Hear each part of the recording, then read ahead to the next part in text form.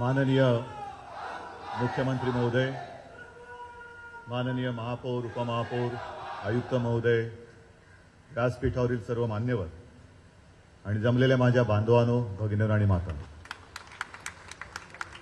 नवीन वर्षाची सुरुवात चांगली झालेली आहे. नवीन वर्षाच्या सर्वांना मी मनापासून शुभेच्छा देतो आहे.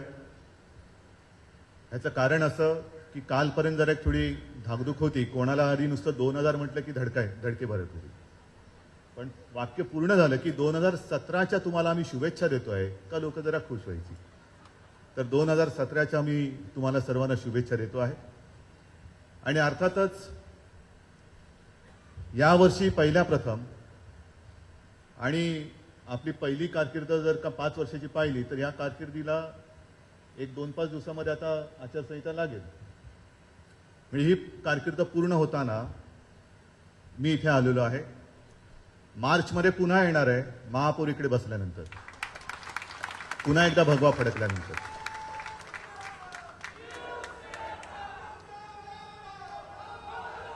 भाषणाला सुरुवात करण्यापूर्वी मी साहजिकच आहे इथे सर्वजण जमलेले आहेत. महापालिकेचे कर्मचारी आहेत, आयुक्त आहेत, उपायुक्त, अतिरिक्त आयुक्त, एवढेच नव्हे तर अग्निशमन दलाचे सगळे कर्मचारी, किंबहुना महापालिकेतला अगदी शेवटचा तळागाळातला जो एक कर्मचारी आहे, मग तो अगदी गटारात किंवा नाल्यात उतरून जीवाची पर्वा न करता गेली 5 वर्ष म्हणजे तो आयुष्य त्याच्यातच जातं.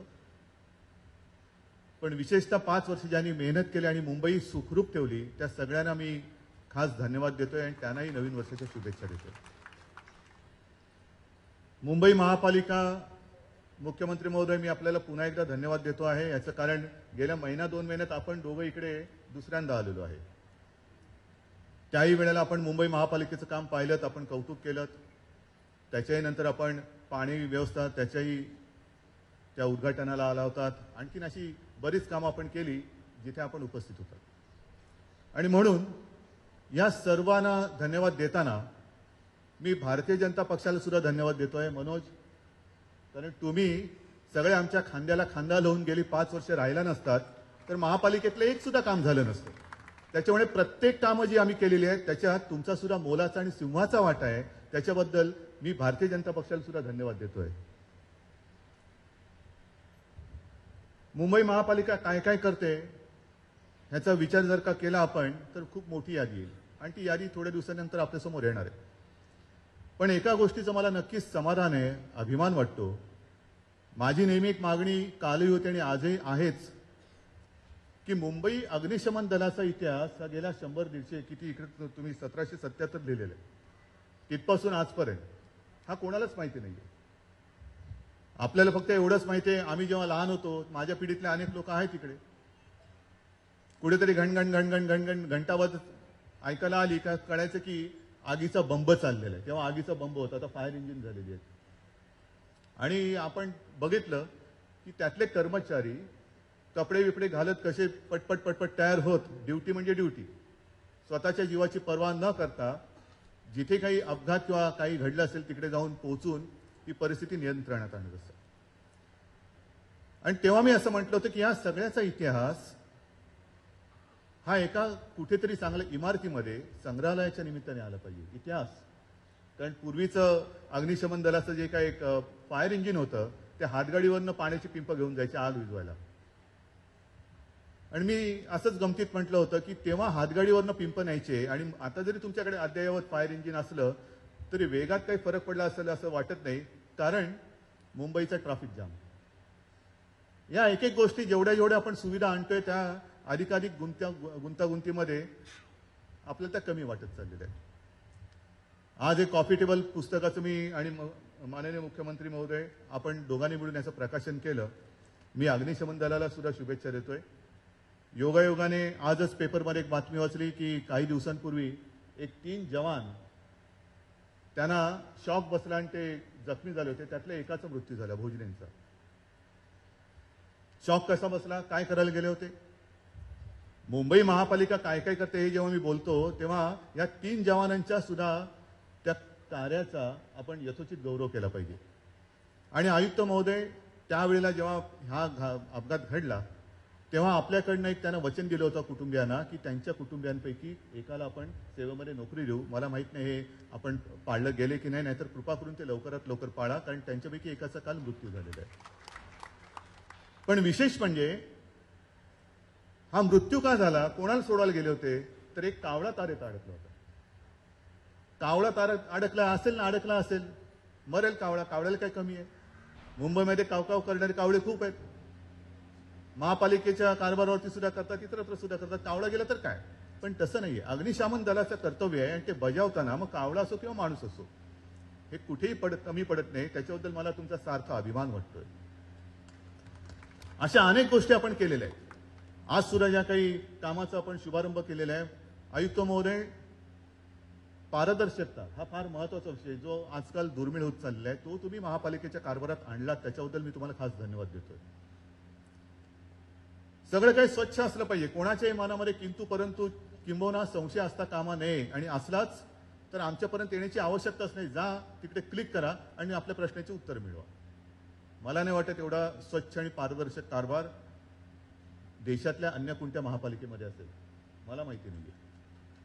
तर अशी आपली महापालिका, या महापालिकेचा सुद्धा इतिहास हा खूप मोठा आहे. आणि आज मला खरंच अभिमान आहे, समाधान आहे की संपूर्ण देशाचं लक्ष ज्या महापालिकेवरती असतं, त्या महापालिकेच्या मुख्य सभागृहात माझ्या आजोबांच्या प्रतिमेचं अनावरणच केलं गेलेलं आहे. तेवढं मोठं काम आहे, तेवढी मोठी ही गोष्ट. आमच्या कुटुंबियांची चौथी पिढी, माझे आजोबा प्रबोधनकार ठाकरे, महापौर आपण उल्लेख केला, संयुक्त महाराष्ट्राच्या चळवळीत एक अग्रणी होते. जी पहिले 5 लोक होते त्याच्यातला हा एक सेनापती, आणि तेव्हा त्यांना शेलार मामा म्हणायचे. आणि हा शेलार मामा उभा राहिला की समोरचा कोणी असो त्याच्या चिंदड्या ओढून टाकायचा, असा आमचा हा शेलार मामा. मुंबई महाराष्ट्राला मिळवून दिली. त्याच्यानंतर साहजिकच शिवसेना प्रमुख, आपल्याला सर्वांना माहिती आहे, ही मुंबई राखण्याचं काम केलेलं त्यांनी. 92-93 साली जेव्हा एक मोठा घात होऊ शकत होता, तेव्हा शिवसेना प्रमुखांनी जी मुंबई वाचवली ती दुसरी पिढी, आणि तीच परंपरा आता तिसरी आणि चौथी पिढी आम्ही घेऊन पुढे चाललेलो. मुंबई आणि ठाकरे कुटुंबीय आमचं हे नातं असं घट्ट आहे. आणि त्या नात्याला जागून हा प्रस्ताव ज्यांनी मांडला ते चेतन कदम, राजू पेडणेकर आणि रमाकांत रहाटे. मी तुम्हा तिन्ही नगरसेवकांना खास आमच्या कुटुंबियांच्या वतीने धन्यवाद देतोय. आणि आपण जे बोललात महापौर की ते बरोबर आहे. आयुक्त महोदय आपणही बोललात की तैलचित्र, मुख्यमंत्री महोदय काय की तैलचित्र लावायचं म्हटल्यानंतर कलाकार आपल्याकडे आहेत, उच्च दर्जाचे कलाकार आहेत, पण त्या कलाकारांना रेफरन्सची आवश्यकता असते. आणि आजोबांच्या काळामध्ये तेव्हा रंगीत फोटोग्राफी वगैरे तर काही नुकतीच सुरुवात होत होती. ब्लॅक अँड व्हाईट फोटो जेमतेम इकडे इकडे असतील, पण चांगलं चित्र काढायचं असेल तर चांगला रेफरन्स पाहिजे. कारण हे नुसतंच तैलचित्र नाहीये, एखाद्या व्यक्तीचं तैलचित्र आहे, आणि ती व्यक्ती वाटली पाहिजे. नाहीतर उगाच कोणाचं तरी चित्र लावायचं आणि त्यांना प्रबोधनकार ठाकरे म्हणून हार घालायचं, हे असा थोटान किंवा असा फालतूपणा आपल्याला जमायचा नाही. आणि विचार केल्यानंतर लक्षात आलं की त्या तोडीचे रेफरन्स किंवा फोटो हे आज तरी आपल्याकडे शिल्लक नाही की ज्याच्यावर एक उत्तम पेंटिंग होऊ शकेल. आणि मग विचार करता करता दुसरं पटकन लक्षात आलं, ते एस एम पंडित मला नाही वाटत त्या तोडीचा कलाकार आता असू शकेल. एस.एम. पंडितांनी हे जे तैलचित्र बनवलं ते शिवसेना भवनमध्ये त्याची मूळ प्रत आहे, ऑइल पेंटिंग. आणि त्या तैलचित्राचं कौतुकच नव्हे तर ते तैलचित्र स्वतः शिवसेना प्रमुखांना, नंतर माझे काका श्रीकांत ठाकरे हे दोघेही कलाकार होते, त्यांनी सुद्धा त्यांची तारीफ केली, कारण अत्यंत हुबेहूब असं चित्र. आणि माझ्या मनात तोच विचार आला की लावायचं असेल तर हेच चित्र लावायचं, पण ते तैलचित्र शिवसेना भवनमध्ये. मग पुढचा विचार आला की आता सगळीकडे डिजिटायझेशन झालेलं आहे, तुम्ही सुद्धा महापालिकेचा कारभार डिजिटल करता आहात, मग अशा या अद्ययावत महापालिकेमध्ये चांगलं डिजिटल आपण प्रिंट काम लावायचं नाही.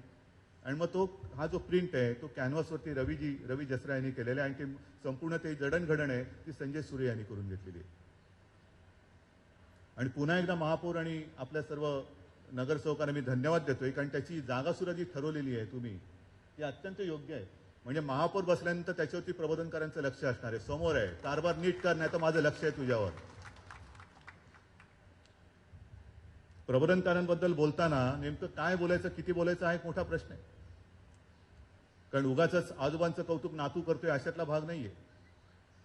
पण इकडे तैलचित्र लावल्यानंतर, प्रतिमा लावल्यानंतर, का प्रतिमा लावली महापालिकेमध्ये? प्रबोधनकार ठाकरे नेमके होते कोण? केवळ माझे आजोबा बाळासाहेबांचे वडील म्हणून ते चित्र लावलं का? नाही, त्यांचं व्यक्तिमत्व वेगळं होतं. आणि आजही मी अत्यंत नम्रपणाने सांगतो की प्रबोधनकार ठाकरेंनी जे काय तेव्हा विचाराचं बीज त्यावेळेला मुंबई महाराष्ट्रामध्ये पेरलं. जे विचार त्यांनी दिले ते विचार दिले म्हणून आम्ही आज इथे दिसतोय, नाही तर आम्ही आज इथे दिसलो नसतो. जो विचाराचा पाया, जो शिवसेनेचा विचाराचा पाया आहे, तो पाया घालण्याचं काम हे त्यांनी केलेलं आहे. इतिहास संशोधक, परखड वक्ते, पत्रकार, काय काय त्यांची रूपं होती. समाज सुधारक तर होतेच, लढवय्ये तर होतेच.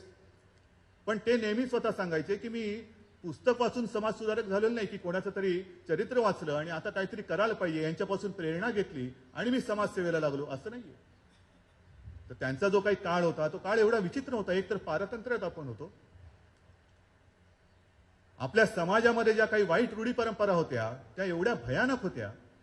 अनेकदा असं सांगितलं जातं की प्रबोधनकार ठाकरे हे मंदिरांच्या विरुद्ध होते, हिंदुत्वाच्या नव्हते. हिंदुत्वाच्या विरुद्ध नव्हते, मंदिरांच्या विरुद्ध नव्हते, ते नास्तिक नव्हते, ते हिंदू होते.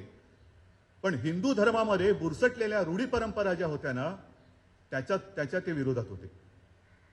ब्राह्मणांच्या विरोधात होते, नाही ब्राह्मणांच्या विरुद्ध नव्हते, तर बामणांच्या विरुद्ध होते. म्हणजे माणसापेक्षा वाईट रूढी परंपरा अधिक चांगल्या आहेत आणि त्या पाळल्या गेल्या पाहिजेत. मग माणूस मेला तरी चालेल, त्याच्यावरती त्याच्या विरुद्ध ते होते. आणि मग ते सांगायचे की मी पुस्तकी किडा नाहीये. माझ्यातला समाज सुधारक का जागा झाला, का उभा राहिला? तर आजूबाजूला जे काही घडत होतं किती भयानक असेल. आज नुसता विचार जरी केला तरी एखादं बेशुद्ध होऊन पडेल. आज आपण महिलांना आदर सन्मान मान सगळं देतो आहोत, पण तेव्हाचा जमाना असा होता की बालविवाह ही एक प्रथा होती. बालविवाह म्हणजे 8-9-10 वर्षाची मुलगी, जास्तीत जास्त 12-13 वर्षाची मुलगी, आणि तिचा विवाह हा 60 वर्षाच्या वरील वयस्कराची लावून द्यायची. किती किती ही घृणास्पद आणि क्रूर परिस्थिती होती. हसती खेळती मुलगी लग्न झाल्यानंतर काही वेळेला तर असं व्हायचं की महिनाभरात विधवा व्हायची. कारण लग्नच मुळामध्ये थकलेल्या भागलेल्याशी करून दिल्यानंतर आणखीन होणार काय? आणि मग ती विधवा झाली ती झालीच. पण आणखीन एक परंपरा अशी होती की विधवा केशवपन, म्हणजे जी विधवा व्हायची तिचं केशवपन करून टाकायची, केस कापून टाकायची. आणि किती क्रूर पद्धतीने. काही वेळेला ती लहान पोर ओरडत असताना तिच्या तोंडात बोळा घालून हातपाय बांधून नाव्याच्या ताब्यात दिली जायची, कर हिचं केशवपन. कसं काय बघायचंय? म्हणजे आजोबा माझे सांगायचे की आम्ही सगळी मुलं हसती खेळती मुलगी, आमच्या सोबत खेळणारी मैत्रीण, तिचं लग्न व्हायचं आणि पटकन कधीतरी बातमी यायची विधवा झाली. आणि त्याच सुमारास तिचं केस वपन वगैरे झाल्यानंतर सासरची माणसं मागे लागायची, लवकर द्या आमच्याकडे पाठवून. का? कारण केस वपन केलेली ती मुलगी घराबाहेर पडू शकत नाही, समाजात फिरू शकत नाही. मग सासरी नेऊन तिला टोचून बोलत राहायचं की तुझाच पायगुणा, तुझ्याचमुळे असं झालं, तुझ्याचमुळे असं झालं. आणि त्याच्यावरनं ते जे पेटून उठले, त्याच्यानंतर त्या सगळ्या गोष्टी त्या घडल्या. हुंड्याच्या विरुद्ध त्यांनी चळवळ केली. किती गोष्टी तुम्हाला सांगायच्या. अस्पृश्यांबरोबर सुद्धा अस्पृश्य हा भेदभाव तेव्हा एवढा प्रचंड होता. आता ठीक आहे, आता राजकारणामध्ये आम्ही युती करतो, पण तेव्हा युती म्हटल्यानंतर कोण तुम्हाला सगळ्यांवरती बहिष्कार टाकतील असा तेव्हाचा समाज होता तो. पण अस्पृश्याबरोबर का त्याच्याबरोबर जायचं नाही, का त्याच्याबरोबर चहा प्यायचं नाही, हे सगळं बघितल्यानंतर त्यांच्यातला बंडखोर जो घडत होता तो घडत त्यांनी महाराष्ट्राला एक विचार दिला. आणि नुसते विचार देऊन नाही बसले. जे काही आहे ते मला पटतं ते पटतं, नाही पटत ते नाही पटत, ते मी बोलणारच. अन्याय जिथे दिसेल तिकडे मी लाथ मारणार म्हणजे मारणारच. अगदी शाहू महाराजांबरोबर सुद्धा त्यांचे चांगले ऋणानुबंध होते. कारण शाहू महाराज हे चांगल्या कलागुण आणि जे काही बुद्धिमत्ता होती त्याचे ते प्रशंसक होते. आणि मग माझे आजोबा आणि शाहू महाराज यांचं सुद्धा चांगले एक घट्ट अशी नाळ जोडली होती. पण हे नाळ जोडल्यानंतर सुद्धा एक प्रसंग असा घडला की कोल्हापूरमध्ये एक घडलं ते अंबाबाईच्या त्या मंदिरामध्ये. आणि त्याच्यावरनं माझ्या आजोबांनी एक लेख लिहिला, अंबाबाईचा नायटा. शाहू महाराजांचं जे चुकलं ते त्यांनी परखडपणाने लिहिलं. अनेकांना तर धक्का बसला, रे यांचे एवढे चांगले संबंध, पण ह्यांनी लिहिलं कसं, ठाकरेंनी लिहिलं कसं? बरं, लिहिलं ते लिहिलं. बऱ्याच जणांनी सांगितलं ठाकरे आता तुमचा संबंध तुटला, आता काय महाराष्ट्र मला पुन्हा बोलवत नाही. पण विशेष म्हणजे माणसं कशी मोठी असतात. थोड्याच दिवसामध्ये शाहू महाराज जेव्हा मुंबईत आले होते त्यांनी आजोबांना बोलून घेतलं आणि त्यांना सांगितलं की अरे होतात रे अशा गोष्टी, सगळ्या एकदम काही करता येत नाही, पण होणार सगळं, मी करणार बरोबर. हे अशी तेव्हाचे महाराज राज्यकर्ते, जे कोणी लोकांनी आपल्याला सांगितलं की तुम्ही चुकता आहात, तर त्याच्याशी बोलून, त्याच्याशी चर्चा करून, त्याच्याशी नीट समजून त्याला सांगून आपलं जे काय चुकलं ते चूक झाली आहे असं म्हणण्याचं आणि नंतर ते सुधारण्याचं धारिष्ट दाखवणारे तेव्हा त्याची छत्रपती होते. हे जे काय सगळं बघितल्यानंतर मला असं वाटतं केवळ माझे आजोबा म्हणून नव्हे, तर पाठी कोणती संघटना तेव्हा नव्हती. एकाकी हा शिलेदार, लढवय्या, जे जे काय चुकीचं दिसेल त्याच्यावरती घणाघात करणारा, आणि घणाघात केल्यानंतर शिवसेना प्रमुखांनी मागे आपल्याला हे सांगितलं असेल की एखादी टीका केल्यानंतर काय काय त्यांनी भोगलेलं आहे. घरावरती सगळे मिळून कचरा टाकायचे, मेलेले कुत्रे टाकायचे. का? तर हा ठाकरे असं बोलतो, ठाकरे असं हे करतो, हे काही योग्य नाही म्हणून. पण हे सगळं भोगत भोगत भोगत त्यांनी नुसता संसार तर काय होतं मला माहितीच नाही, कारण माझ्या आजीला मी कधी पाहिलं नाही. पण जी काय भटकंती नागपूरपासून गोव्यापर्यंत फिरले आणि संपूर्ण बिराड बरोबर घेऊन फिरायचे. नाटक कंपनी होती, आणखीन काय काय संगीतकार होते, मध्ये कुठे नोकरी केली, अगदी काही नाही तर भीक मागायची नाही म्हणून पनवेलमध्ये टांग्याचे नंबर रंगवण्याचं सुद्धा काम केलं. मी स्वतःच्या कष्टाचा पैसा घेईन पण मी भीक मागणार नाही. कष्टाच्या पैशाने मी कुटुंब पोसेल. आणि मग बाळासाहेब सांगायचे की आम्ही लहान मुलं एखाद्या गावात गेल्यानंतर सकाळी जायचो आम्ही, माझी आजी ते सगळे काय भांडी कुंडी पसरून स्टोव बी पेटवायला लागायची, तोपर्यंत आजोबा म्हणायचे बघ काहीतरी जमते का बघ, मी जाऊन येतो गावात. आणि गावात जाऊन दुपारपर्यंत म्हणजे जेवणाची वेळ होईपर्यंत परत यायचे, चला आपलं काही जमत नाही इकडे, पुढच्या गावाला चला.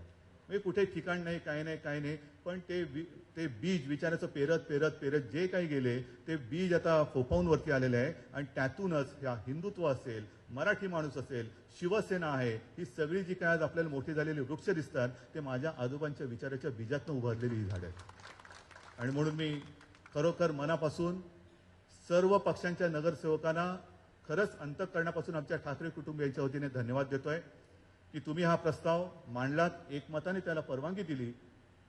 आणि खरंच केवळ मुंबईसाठी नव्हे तर देशातल्या मी म्हणेन एका अतिशय महत्त्वाच्या सभागृहात माझ्या आजोबांच्या प्रतिमेचं आज तुम्ही अनावरण केलं. मी तुम्हाला लाख लाख धन्यवाद देतो. जय हिंद, जय महाराष्ट्र. झी 24 तास रहा एक पाऊल पुढे.